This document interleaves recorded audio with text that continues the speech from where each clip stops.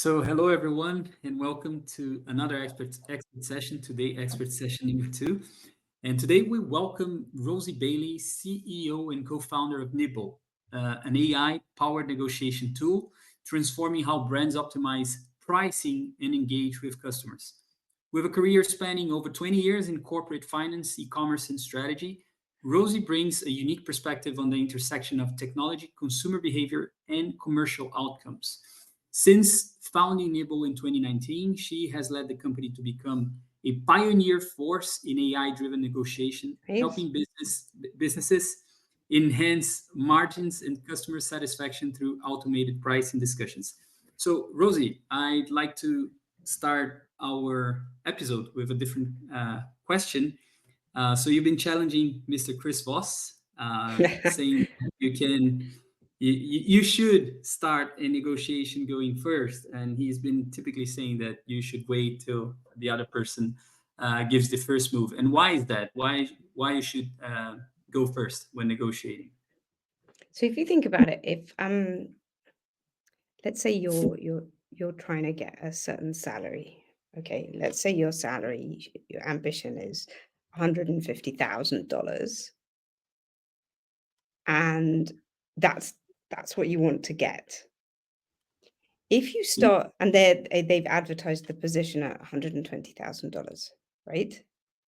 If you start if you have a conversation where you start the conversation about how you justify a salary of $175,000, the whole of the rest of the conversation will be about them managing your expectations down. Mhm. And you'll be saying, well, I'm worth 175,000 because of this and this factor, and I benchmarked myself against this. And they'll say, well, we've benchmarked the position against this, and we can only afford to give you this, but perhaps we could give you long-term equity. And can you see that the whole conversation is going to start at 175 and it's going to drag somewhere towards the 150 that you wanted in the first place? Mhm. Whereas if you don't have that conversation, if you don't start the conversation at 175, they're going to start the conversation at 120.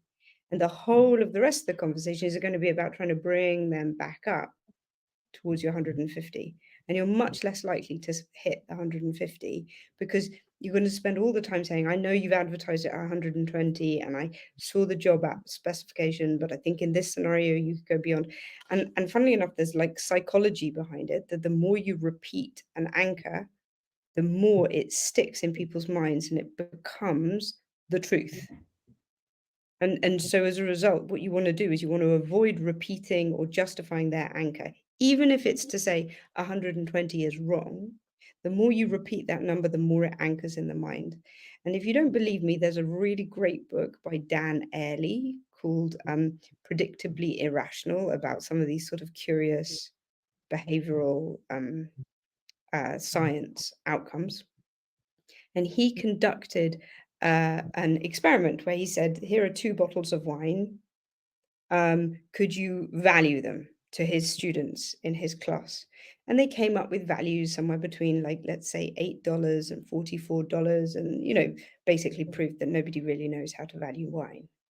But if he said to the same group of students, please write your social security number down on a piece of paper, and below it put the value of the value of the wine fundamentally moved in keeping with the number of the social security number, even though everybody knew the two numbers were completely unrelated. Mhm. It's an Interesting. amazing piece of research. Anyway, so anchoring is like psychologically so powerful.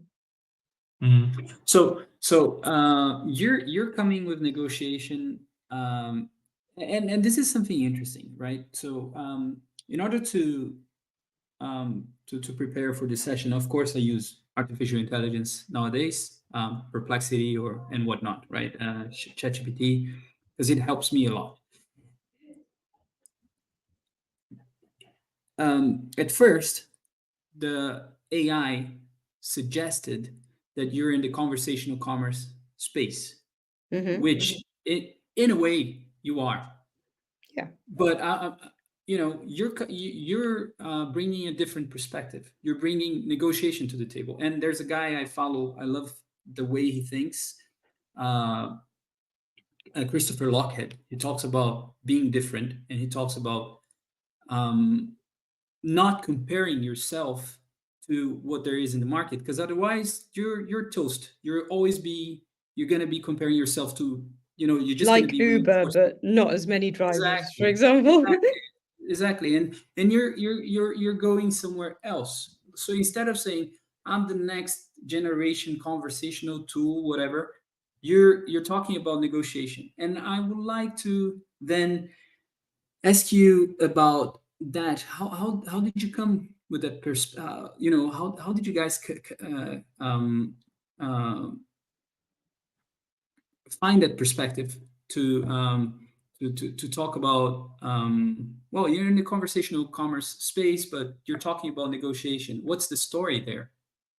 So probably because we did everything wrong. Probably, honestly, because we are the product of who we are, and not necessarily some really smart business like VC kind of startup entrepreneurs. So we we fell in love with the idea that a human and a computer could negotiate well. Uh, and we designed it and we worked out it was more possible than anyone realized. And I don't think anybody really, and don't forget, we started this business before ChatGPT, right? And I think that most people would say, oh gosh, I effing hate chatbots, right? And Mhm. nobody really believed a chatbot could be that powerful because a negotiation is part emotive and part rational.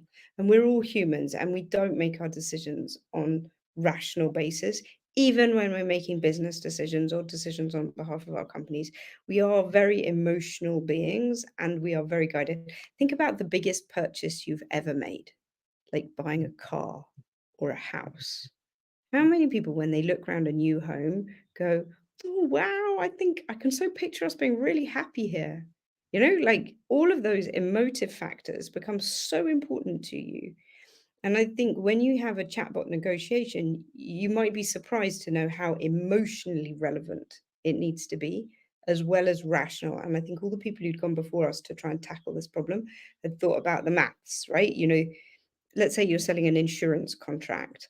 Somebody has done tons of analysis and they know women aged roughly 45 who live in London who only drive for leisure should pay X for their insurance. And they say that's what Rosie should pay for her insurance. But the truth is X has a variable around it, right? Like it's not a single number, it's a range.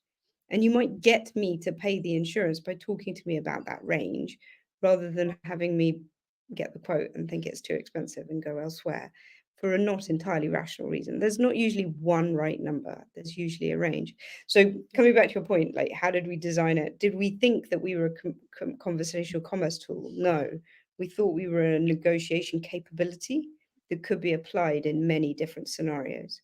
The reason we went to e-commerce first is the go-to-market was very accessible for us and allowed us to build up what we have now, which is a bank of 1.5 million past negotiations.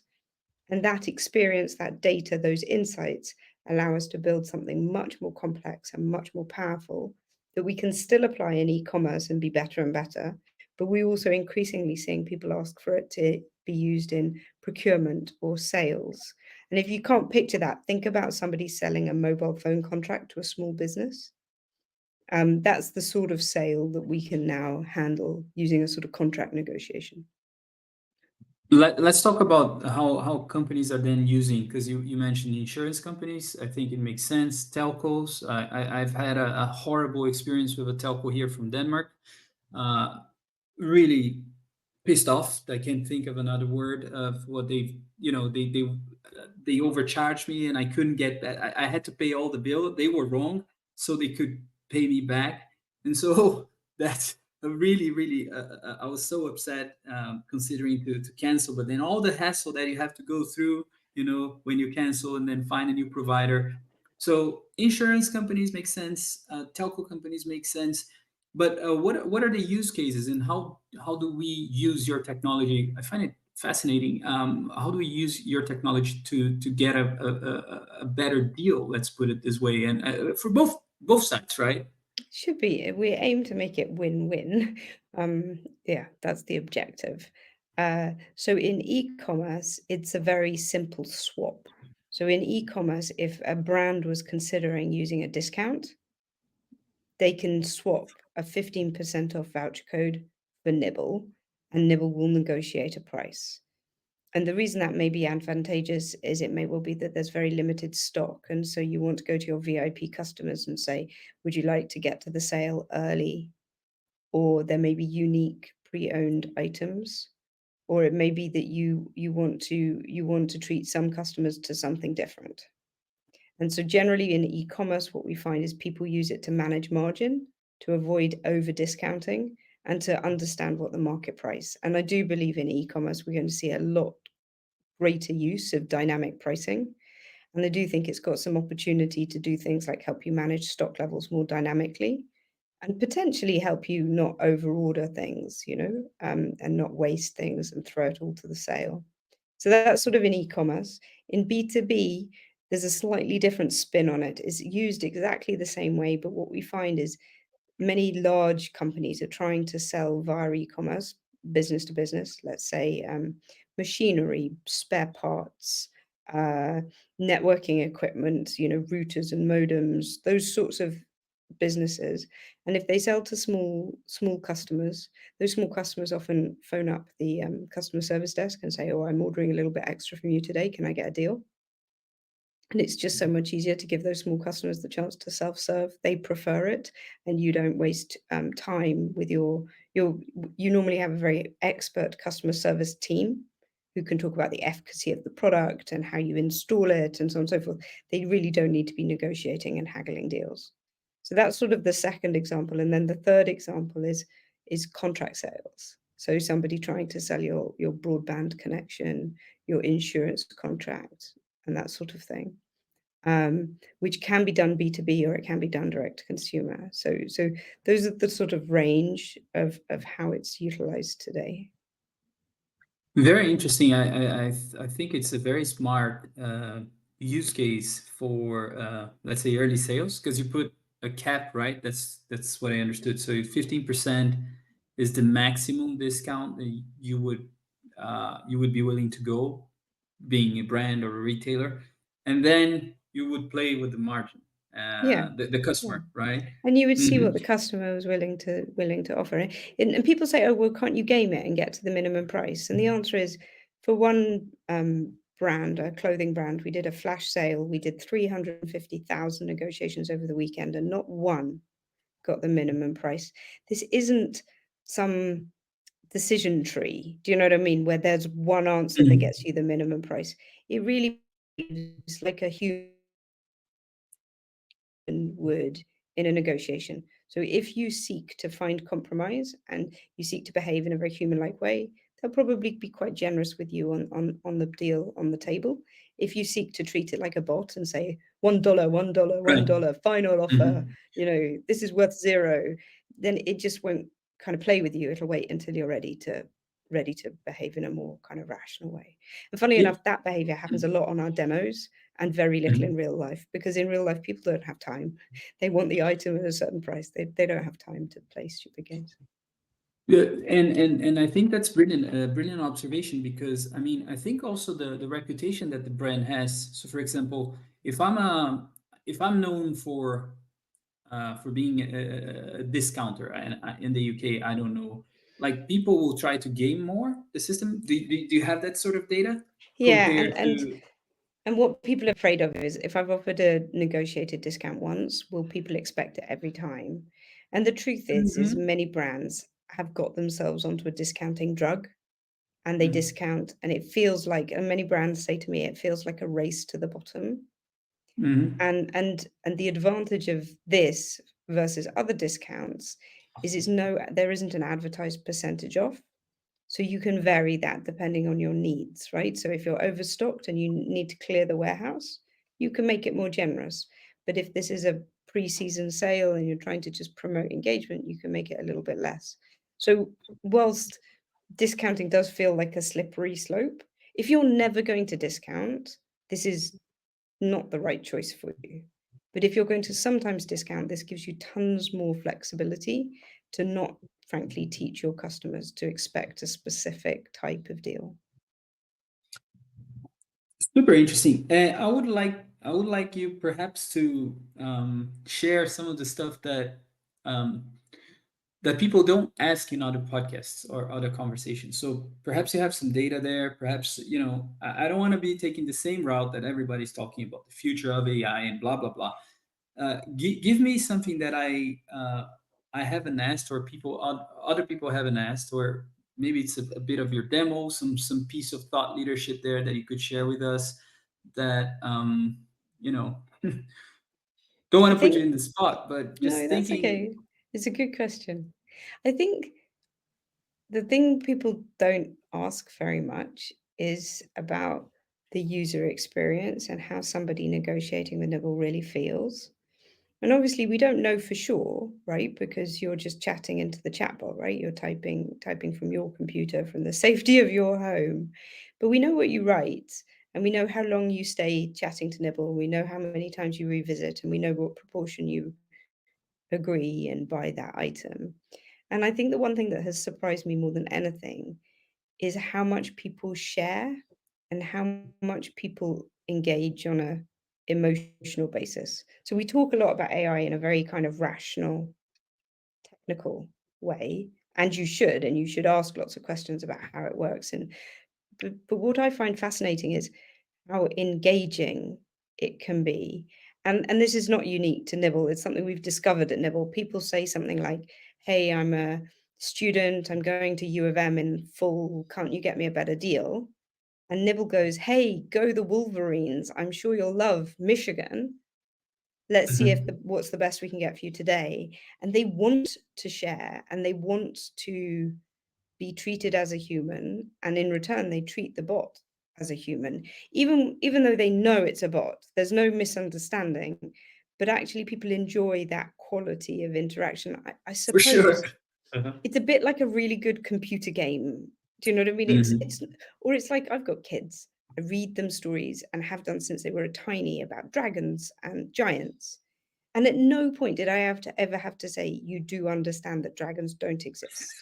Do you know what I mean? But it doesn't stop it being a fantastic story and a Yeah. really fun experience, right? And Mhm. I think and you're seeing AI being used, virtual friends, Mhm. tutors for kids in school. Maybe they'll coach you through a psychological problem, or Mhm. maybe the other place that they're very good is if you're in debt as a virtual Mhm. bank manager, or if you have an embarrassing health problem that you don't want to go and see a real doctor about. And I think the thing that we don't talk about enough is how powerful these interfaces are in making us share stuff that we might be shy of sharing other places. And is that a good thing or is that a bad thing? Do I want my kids talking to an AI tutor?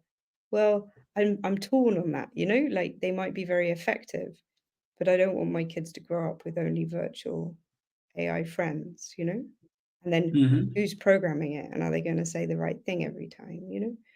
It's Mhm. hard. It's really hard. People, we don't talk about it enough, but maybe because we know we don't have the answers. Let's keep on that discussion. You spoke about customer experience, and so people don't ask so much about customer experience. Like at Evolve, it's very clear for us at Evolve, we're building a community of like senior talent, and there's a lot of them who've been displaced. They cannot find full time position anymore because I think companies are also like, hmm, they're in assessment mode. They're assessing what's going on in the market, right? So there's Facebook the other day slash 5% of their labor force, and we're going to see more and more of that.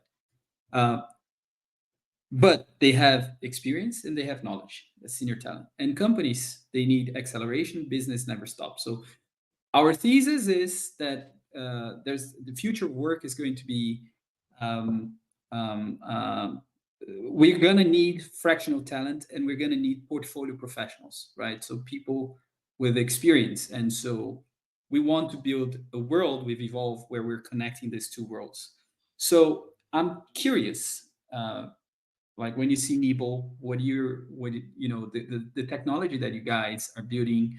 Um, when we look at at the efficiency and what it does for companies. Like how many I mean, in terms of efficiency for a company, do you create a lot more efficiency for their, I don't know, procurement department, so they don't have to have so many humans working there anymore? I What think you know? I think you do. I mean, it's not terribly politically correct to say it, but I think technology like this does replace human tasks. And I know a lot of people like to mince their words on that and say, well, it'll freeze you up to do more um, strategic or difficult tasks. But at the end of the day, now, interestingly enough, when we talk to people in procurement, they've already taken the cost savings, right? They're very, very skinny departments. So they're probably choosing to get Nibble to negotiate in scenarios where they've previously not been able to negotiate and not been able to optimize, and they've been frustrated by that. But in Mhm. sales, when Nibble is doing sales, we're replacing activities on salespeople. And then I can see a scenario where you keep the very, very best top senior salespeople. But the thing that I'm not sure about is how do you bring people through? Because you don't have so many low risk accounts to train people up on, both in procurement and in sales, right? Because in procurement, you might say, "Oh, go and negotiate this maintenance contract," knowing that the outcome is the maintenance on this building will be 5% cheaper or more expensive for the next year, but it's one of 500 buildings you manage, so it's okay, right? But if AI are going to do all of those entry level tasks, and all your evolve community are going to do all the management of the AI, I don't know how you're going to build the next evolve community. I don't know either, but what I know is that we will have to train people, right? And they will have to, let's say, upskill. I think that's the word people use nowadays. And so again, that's why I think becoming a portfolio professional means that you're gonna have to be like almost like a Swiss knife. You're Yeah, gonna have to have a bit more. You're gonna have to be a bit more skilled. And I'm not even taking the route of talking about Elon Musk and his microchips, because then you're going to upgrade yourself as a human being. That's not the purpose of this conversation today. But yes, I think we're gonna have to upskill ourselves. I think And you go ahead. Sorry. on a very personal basis, like, because lots of people do approach me as a founder saying, would you like some fractional help? They can see I don't have a chief marketing officer, I don't have a chief commercial officer, I don't have a head of sales, do it all myself. Um, and the thing I'm nervous about taking someone fractional is that I spend the next like 2 months of my life briefing them, coaching them, getting them up to speed before I see payback. Um, it's a genuine question. I would love to have, in fact, we're talking internally about advertising for fractional support. But what I Mm, really want is someone to lead the outreach. Nibble is like a horizontal application, right? Like it could be used. mm, I've mentioned many different use cases. I've probably confused everybody listening, but what we need is someone who's an expert, not just in procurement, but in e-auctions and can say, instead of an e-auction, Nibble would be useful here, and then has the credibility to go out and find people who want to test and learn and want to build it in that vertical. And then completely separately, I might want someone who's ex Slack and has sold software contracts and wants to use us to improve the renewal, the decreased churn in software contracts. And we see our software as being able to do both, but obviously it needs a layer of relevancy on top. And if I mhm. could find the fractional person in each one of those Yeah. very specific Mhm. verticals, but I get scared that it's hard to get somebody up to speed. Well, and that's where I think that's something I was discussing with Gustavo yesterday, my co-founder, because another like we created a project called Voices, and Voices, what we're basically doing is we have a platform where we have former heads of whatever. For example, Edilsa in the US, she's a former head of corporate strategy Amazon at Amazon for 4 years, and we are turning her into a thought leader. Like she already had the She knows uh, it, but she doesn't know she, how to project it, I suppose, you know? Precisely. So I think that, and that's why you need to become a portfolio professional, but you also need to start sharing your knowledge on social media and having a voice, because then it becomes a matter of activating your network, and it's kind of like what's happening with social media influencers in the B2C space. I see the same in the B2B space. So if you want to become, let's say, indispensable and you've built a solid career, then it's a matter of activating your network and perhaps flipping the sales game. Does it make sense? Yeah, it does. So that's what we are doing with Evolve, but still like really And early a stage. lot of it's in the confidence as well, right? Somebody going, you are expert in this, and we would really like to hear from you about this. You know, oh really? I didn't want to bore you. Mhm. Do you know what I mean? Yeah. Because I think when you lived and breathed something, you forget. You know, funnily enough, actually, my career, I did 20 years as an investment banker, the last 5 years Mhm. running an AI negotiation company. And actually, alongside that, I did 9 years on the board of the largest education company, not for profit in the UK, that specializes in science and technology, right?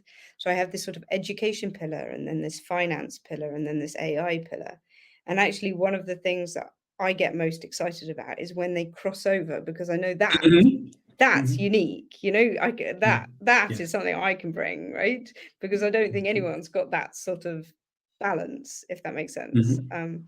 And that I think is very exciting when you realize that you can do something that nobody else in education has seen banking, or nobody in banking has seen AI, or you know, like, and then you can offer something. I agree, Rosie. Very interesting. Let's talk a little bit about. Let's see. I have a clue here, and so how negotiation insights inform broader business decisions. Walk us through negotiation insights, and basically the use cases you have. If you can mention companies, great. If you can't, let's just talk about the vertical. That would be Yeah. good enough. Um, so in so you're thinking, how do we add value? Basically, how does Yeah. Nibble add value? Mhm. So Mhm. in e-commerce, it's mostly to do with margins. It's mostly to do with the fact that when people put things on sale, they put it on at the minimum price they can afford. Go And ahead. Go ahead. there are lots of things that could have been sold for slightly better prices, but you bucket everything together because you just want to shift it. So in that situation, the negotiation just finds the right buyer with the right seller and matches them together so that you have to advertise the bottom of the barrel pricing. In in contract sales, I think it's a bit more nuanced. I think it's about the upsell. So it's about retention. It's about not spending so much money, because some people call it like a leaky sieve, don't they? You know, like they're pouring new customers in here, and then they all Mhm. churn out here. And if you can stop the churn, you don't need to pour more customers in. Um, and so it's about sort of making the customer at the point of renewal feel listened to and feel like they can get a personalized outcome. I.e., you know, like your mobile phone is a classic one where you might use loads of data, or you might travel abroad a lot, or you might, and so there might be edits to that package that matter a lot to you. So you say, Mhm. "Oh, I'd like to renew at a cheaper price," and they say, "Well, I can upgrade you because I noticed you've been paying extra for roaming, and you went abroad 3 times last year. So instead of giving you a cheaper price on this package, I'll give you a really good deal on the slightly more expensive package that will come out good in the end." And at the end of that, you just feel listened to, don't you? And so I think Mhm. then the ROI is not just the financial result of lower churn and better retention, but it's also better loyalty. And actually, we have one customer who's been using us for 2 years in e-commerce, and they see repeat order rates 10% higher from Nibble users, just because those people have had a chance to have a conversation with the brand. 10%. Super interesting. But generally speaking, where do I think it really adds value? I really think it's in relationships. And to tell you a Mhm. story, I'm not crazy about negotiating myself, to be honest. I find it scary, but I'm getting better. I tell you, you get a lot better with practice. And Mhm. one of our clients, when we were really new, really young business, came back to us and said, and they were based in the Middle East, so you expect them to negotiate. It's Oh, much more culturally yes. normal in the Uh-huh. Middle East to negotiate, right? And they were like, Rosie, we've been testing your software for the last 2 months, and we always said we'd want a special deal. So I'm back to ask for the special deal. And I went back to my co-founder Jamie and I said, I've got to do a call with this guy. And he's not been using Nibble very much. So the fees are like $5 a month or something. Why does this guy want to get on the phone and like negotiate a discount for five? Do you know what I mean? Like, what do I do? Give him $2 off, right? Like at the end of the day, it was a really good case study for us. So we could have done it for free, like I was just like, what do I have to do? But of course, I showed up to the call and I took it seriously. And I said, the relationship does mean a lot for us. And this case study is the first in your region. But when you're talking about a special deal, we normally talk about special deals when someone's paying, let's say, $2,000 a month with us. And at the moment, your volumes are very low. And at that point, he said, no problem. We're a growing business and we have other areas of our business that we can use Nibble. So now I know that when I get to that sort of level, we should have a conversation about a special deal. And I'm like, yes, of course we should. And I put the phone down. And of course, in England, in the English culture, you probably wouldn't have had that conversation. Do you know what I mean? Like you would have Mhm. avoided it. Do you see what I mean? Was Mhm. actually I'd come out of that conversation having known I now know he's trying to grow his business and is interested in using us in other places. So I know to keep encouraging that behavior. And he knows that when he gets to $2,000 a month, he should jolly well come back and ask me for a really big discount. And isn't that like that was the win-win? And that was a conversation that needn't have happened, but because it Mhm. did happen, we felt closer and more aligned on a business basis. I really love this discussion and how open you're being about it. So thank you for that. When it comes to culture, I find it very, very interesting. Being a Brazilian in Denmark, it's you start observing things, Yeah, right? yeah. You Like start because recognizing you're an yourself a little bit more, right? precisely, and as an outsider, then you're like, why? At first, you don't understand, and then you get upset, and then you start observing, well, there are cultural patterns, right? Like in Denmark there's one, and I mean, broadly speaking, of course. So for example, in the US, I find that they are very pragmatic and direct, and they can even pay more because they're Mm, used to paying more, like compared to Danes. That sometimes I'm like, I think you pay so much taxes in Denmark that I tell Danes, you guys are cheap. Whenever there is a discount, you go for it. In the US, sometimes that's my perception. They can pay more, but they're less patient, I guess. mm. So, what are some of the things that you see in terms of culture, and because you just mentioned about the Middle East and how people use Nibble in the different regions. Because that, I mean, those cultural aspects are very, Yeah, very interesting, and it's those quite new. insights, Yeah. you can provide for a brand also, and So when we had our first few clients in the States, we thought this would be straightforward, English chatbot, English from England to America. We had to completely rewrite the copy because they would say things like, Rosie, I like it, but it's quite sassy, isn't it? And what they meant was, it's downright rude, and I'm no way using this on my website. And what we saw as sort of British sarcasm and a bit of humour, they saw as really offensive. And so we had to tone down the jokes a little bit, which was no problem at all. And, so I think you see different things. Or we were on one website with a personal care product mostly aimed at women. And what we found was is they didn't want to counter propose very much. They would say something like, "I've seen it cheaper on Amazon. Can you match the price?" And Nibble would say something like, "I can't match the price, but how about X?" Knowing that it had enough in the bag to give another go. And a lot of the women were saying, no, I'll come back another day. And we were losing negotiations because they weren't willing to kind of have so much of back and forth. Now, I'm very hesitant to comment on gender divide about negotiation because I hate labeling people. But in this scenario, the majority female people, they were buying a personal care product because they were not very well. And I do wonder whether they were not feeling their most confident and their most strong. And so that little bit of pushback and that little bit of conflict was just enough for them to not want to engage. It was quite interesting.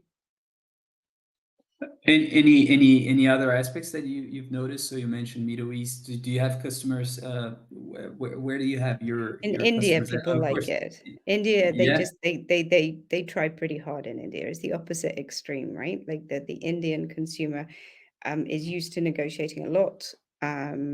There's still a lot of, if you like, unstructured commerce in India. So quite a lot of situations where it's very acceptable.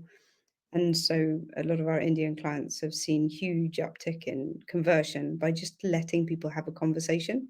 And actually, funnily enough, we've had an Indian client for about 4 years. And I was asking them, how do you feel about Nibble? Like, do you know that in the UK it's called haggling and people aren't that comfortable with it?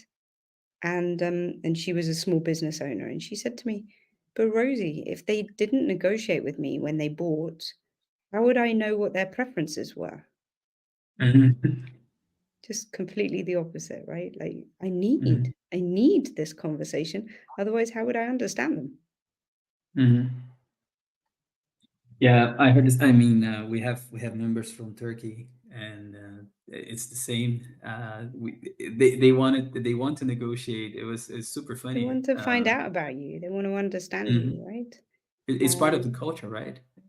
and I think it's, a little bit of it is about, how willing you are to accept a little bit of conflict, and I definitely I've been personality profiled on this. I've got quite an extreme anti-conflict perspective.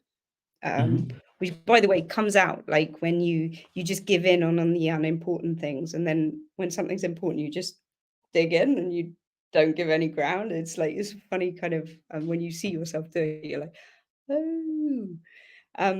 And so actually if you're scared of the conflict, what happens is you don't negotiate, you don't negotiate, you don't negotiate, and then suddenly you demand your price. And actually, for somebody who's used to negotiating, that's really shocking because they didn't understand your position to begin with. And actually, it's sometimes much easier to have the back and forth, to give each other information about what you care about. Because more often than not, there is what they call a Pareto maximum outcome, which is the one where you've grown the pie as much as possible before you divide it, in the hope that actually you will maximize the outcome for both parties. Mhm. Rosie, I'm curious about your journey as an entrepreneur ahead of Nibble, and if you could perhaps tell us some stories, some tales, and perhaps extreme negotiations that you had with customers, or some stories, from 2019 until to this day, like challenging customers, stories that happen in the journey, and of course, you're a former banker, and Yeah. which is again, and not to talk about gender, but typically probably a very male Yeah, dominant it still, is still male dominated right? sport. Yeah. Environment. So I think it would be interesting to understand a bit of your background story there as well, your origin story, and how those things come together, and the customers, and yeah. So I was an investment banker for 20 years. I really Mhm. enjoyed it. I tell you what I really enjoyed is meeting clients, getting to know their problems, building relationships, sorting it out. It was a cross between like an ego trip because you're 5 years out of university maybe and board director, you're going sitting around the board table and somebody says, Rosie, what do you think? And you think, God, I'm quite junior still, but my voice is still heard in the highest echelons, which is amazing. But it's also a little bit like the Red Cross or the Red Crescent, where you're you're in the room when actually really difficult decisions are being made, and you've done the analysis and you've done the adding up, and you've got something to contribute. So as a result, you build the most amazing relationships. And I count myself extremely lucky, because when you leave an industry like that and you go back and say, can I have coffee, or can I get some advice, or you start networking, for your next step, not knowing what it's going to be, and everybody clears their diary and says, yes, of course, what about 2 days time? And you think, gosh, I thought you were so busy. And they're like, yeah, but I can squeeze you in here. And you suddenly realize that they've really noticed that I definitely put my every effort into it and tried my absolute hardest, and hopefully delivered some pretty good results. So that was very rewarding, very varied. You meet lots of different businesses. I visited a gelatin factory. Smells a bit. To Hmm. respect what they do with dead animals. And but then I also did a deal for the restaurant group where we bought Wagamama, and one time I sold a business called Jimmy Choo, which is luxury shoes and Hmm. handbags. And so it's all different, right? And that's very exciting. But then after 20 years, I wasn't sure what I wanted to do next, and I didn't want to carry on going up. I probably couldn't have carried on going up, like it came to a natural point. And so I went back to London Business School and did a sort of geriatric MBA, and met my co-founder, Jamie, who had this brilliant idea about Nibble, and sort of accidentally became an entrepreneur, right? Like it just, I do think if you go through life meeting great people, doing your absolute best, being genuine and building relationships, I think it started because I liked Jamie, I liked the idea. I said there were a few people in my network that we should meet. And then after we'd done about 5 meetings where I sort of introduced him to people who I thought might be able to help Nibble, one of them said, "Oh, I'll be your first client." And Jamie said, "Look, you sell Nibble better than I do. Shall we try and build it together?" So it was very organic. And sometimes young people say to me, "How should I manage my career? What should I do?" And whilst I think you can be strategic, I think you can do a lot by creating your own luck, by with an open heart, just working on what's in front of you and doing your absolute best, and not just delivering the minimum, but actually going a little bit above and beyond. And so few people do that, that it usually means you stick out from the crowd, and new opportunities tend to find you. And now, of course, I'm an entrepreneur. I'm totally unemployable, so I couldn't possibly go back to that anyway. Yeah, I hate when people say, well, that's me, sorry, that it's not a good word, but I don't like when people say a job is a job, because I don't think it is. Or you didn't find, you can do a job as a job, but I, I'm very much like you, like do your absolute best in whatever you're doing, and ju- but maybe it's a cultural thing. I don't know. I just don't like the idea of a job just being a job. Just just do your best, and I think it uh, depends. I think everyone can go through stages, right? Like you might be going for through a stage sure. in life where Mhm. your personal life is very intense. Maybe you've got elderly relatives you're caring for or something like that. It was interesting. There's a really good book, which I actually think is one of the very few books I've put behind me, called The 100-Year Life. And the Mhm. thesis is we're all going to live longer. And to have a good life, you need to keep in balance earning enough money to be able to afford what you need. And what you need is your definition. If you need a fast car, that's your definition of what you need. So there's money, there's health, and there's friendships. And their thesis is you need to keep all in balance, right? And so sometimes, like when you're a young investment banker, as I was, you work extremely hard, you make really good money, but sometimes your friendships take a bit of a dive because you don't have so much time. Or perhaps when you get to middle age and your family are like super busy, your health, you don't go for the run every day that you meant to. Do you know what I mean? But as long as you keep trying to get them back into balance, don't beat yourself up for it. But having those three sorted in balance means that you will live a long and happy life. It's quite an interesting balance. I like it as a rule of thumb. Do you think there's work-life balance? Because I don't believe in that. I mean, No, there's always unbalance. Is that the correct word in English? yeah. There's we have kids, like you're a mother, I'm a father as well, and you're trying to give them you're trying to be present. I believe, like you're reading stories. I'm trying to be present when I'm with my kids. I divorced, so but they come here, trying to be present and be the best I can. uh, for Inez and Cecilia. But and again, there's the business, there's life happening, you know. So again, I think which we have to conciliate. Perhaps this, Yeah, I you think know, that's work-life balance has been interpreted as everything's perfect, yeah, and it's not. and that's a good way of making everyone feel like they're a complete Mhm. failure. So yeah, I tend to avoid that phrase just Mhm. because I think it's been a bit overused. But you know, like we're all kind of passionate people about what we do. Probably get a bit over enthusiastic about our jobs, but you can't let it go too far for too long. You know, like I've let my health go for my job sometimes, but then always try and get it back. I'm definitely not a Mhm. like go for the run every morning, but I try. So, you know, like it's just trying to do the best you can. Of course. Rosie, we're on 45 minutes now. If you were to give me some, I'm being very selfish, some tips based on your life learnings in terms of negotiation. You know, you were an investment banker. Now you're working as an entrepreneur, leading or co-leading a Nibble there. What are some tips that you would have in terms of negotiation? Not to take advantage, but what are some tips that you would have for anyone, you know, as an entrepreneur or in their career to negotiate better? What are some of the learnings and what especially Nibble taught you? You know, because Yeah. you've had 20 years where you probably learned a lot. There's high stakes, a lot of money in investment banking, but now you have data also probably to Yeah. prove, uh, right? So. So the one we've got data on is always go first.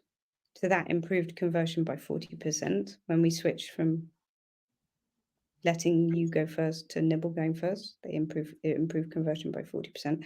So I'm absolutely clear that you should go first. And we've talked about anchoring and how important that is. But the other one is preparation. And I think preparation is really hard to define because people think they've prepared, but they've often prepared from their own perspective or in their own bubble or in their own way. And actually, the really best way to prepare is to role play and to get somebody else to pretend to be the counterpart and to surprise you and to do it out loud. You can do a bit with ChatGPT, which is pretty good. Hey, ChatGPT, pretend to be my VC investor, cynically wanting to get a better price, you know. But it is even better to do it in person. And once you practiced in person, you see how powerful it is to do things in person. And then you stop sending emails and you start picking up the phone. And we did get a little bit of investment in Nibble a few years ago. And I was really stressed out. But of course, I'm an ex-banker, and quite rightly, you know, my co-founder was like, "This is your job." And we did a good job, you know, like and hopefully got a win-win outcome for everybody. But it is stressful, right? Because you are saying, no, no, no, no, that's not enough. Thank you very much. My business is worth a lot more than that. And and I wouldn't. I've also got a negotiation professor on my board. That helps. But you Mm. practice and you practice out loud, and Mhm. you think about the contingencies. I put a video on LinkedIn last week about somebody on Dragon's Den who ended up getting 4 offers from, this is Shark Tank for US people, and they got 4 offers and they were all competing to invest in his business, and it was a fantastic outcome. And he says, "Oh my word, this is so great. I didn't believe this could happen." But of course, as a result, he wasn't prepared to really take advantage of that beneficial outcome. Do you see what I mean? He hadn't dared expect it. Whereas actually, if he'd rehearsed, well, what happens if I get 4 dragons? How am I going to get them playing off against each other and giving me even better terms? You know, to be fair, he did a great job. But you know, isn't it interesting that you should contingency plan for the bad things, but you can also contingency plan for the good things. Mhm. Can I still ask one more question on that? Because so I think, don't you think there is a balance for, let's say, an entrepreneur in terms of being confident, but not being overly confident, as in arrogant almost. But because you said you had an investment in Nibble, Yeah. yeah, and so you said you know how much my business is worth. Um, were you looking at potential? Were you looking at the software that works properly? How did you come up with that assessment and build that confidence in you to say, okay, I know that you understand the mind of a banker, so Yeah. probably. At early stages, it's an art, not a science. Like, I mean, like when I was valuing businesses that were worth $1 billion and more, there's a lot of analysis and spreadsheets you can do. I mean, for a really early stage business, it really is belief. And it's 99% emotional. For sure, sure. Rosie, is there anything I didn't ask you today that I should have asked? This is your stage. I didn't want to have just a regular conversation about the future of AI. As I said, I wanted to talk about negotiation, but also have an open conversation here with you and try to speak about things that people typically don't cover. No, it's been a pleasure. I think you've covered all the great things. And if anyone in Evolve has a negotiation coming up, I'm always happy to do 10, 15-minute call if they say either they want to rehearse it or they want to get like hints and tips. It's better if they have a specific thing in mind, right? Rather than talking about general negotiation tips. But if you're about to make a major hire, sell a major contract, take in an investment, get a new job, negotiate your day rate on a new fractional gig, I'm really, really happy. I love doing that. It gives me a lot of pleasure. I learn as well. But hopefully, I can help somebody have the confidence to go out and fight for what they deserve.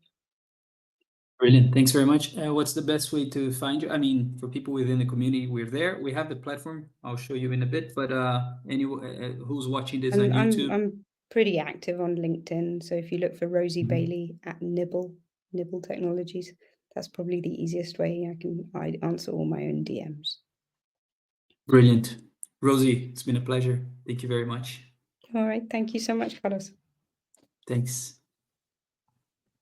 All right. So